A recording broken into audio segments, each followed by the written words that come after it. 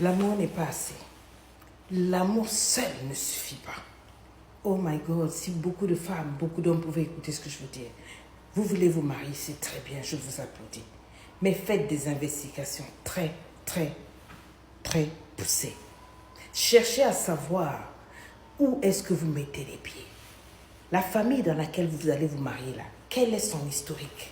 Quel est le CV de cette famille? Il y a des familles où il ne faut jamais se marier. Il y a des familles où il ne faut jamais essayer. Cette famille a des strongholds, des principautés, des esprits forts.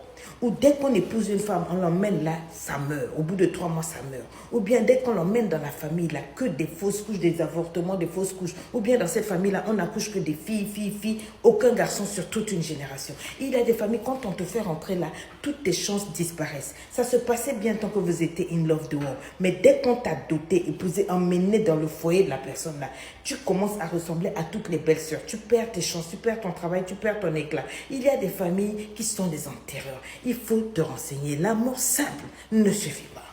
C'est pour ça que lorsque vous êtes in love, you've got to sit down together. Vous devez discuter. Vous devez vous poser les vraies questions. À part poser la question à la personne, you've got to check yourself. Essayez d'observer si ses parents sont en vie.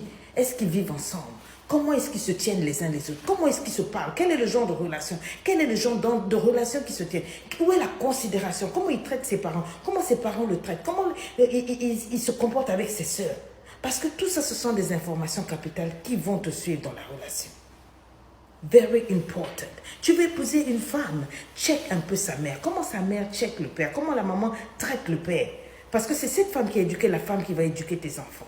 Il faut regarder ça. Oui, elle a un beau behind quand elle mange. Oh my God. Son derrière fait hé hé. Son derrière fait éha. Oui, c'est bien, mais ce n'est pas assez. On ne se marie pas ho-ha. On s'assoit, on discute. On parle aussi des dettes. Quelles sont les dettes que tu as contractées avant de venir dans la relation? Quelles sont les dettes qui sont pending? Quels sont les crédits que tu as? Parlons de ta vision de l'éducation des enfants. Peut-être que toi, tu es pour que l'on envoie nos enfants à l'école publique.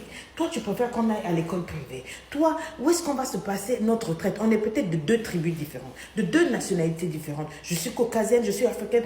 Le moment où nous aurons fini de vivre notre vie et que nous voulons nous asseoir à la retraite, où est-ce qu'on va faire cette retraite? En Afrique ou en Europe? Let's talk about it. Ce sont ces genres de choses-là qui dérangent. Donc, mieux vaut déranger au début, voir si ça va. Posons-nous les vraies questions. Le spiritual background, est-ce qu'on sera musulman, chrétien? Est-ce qu'on va éduquer nos enfants selon quelle religion? Oh non, l'amour suffit. Comment on s'aime? Parce qu'on l'on s'aime. Don't be kidding me. Tu dis quoi même? Je répète, on ne joue pas avec l'amour. Si toi, tu as plusieurs vies là, nous autres, on n'a qu'une seule vie. Donc, il faut checker. Si ta vie a de la valeur, prends le temps d'examiner chaque coin, chaque recoin. Il y va de ta descendance, il y va de ta paix, il y va même de la réussite de ta carrière. Si tu veux réussir dans la vie, là, choisis un bon conjoint.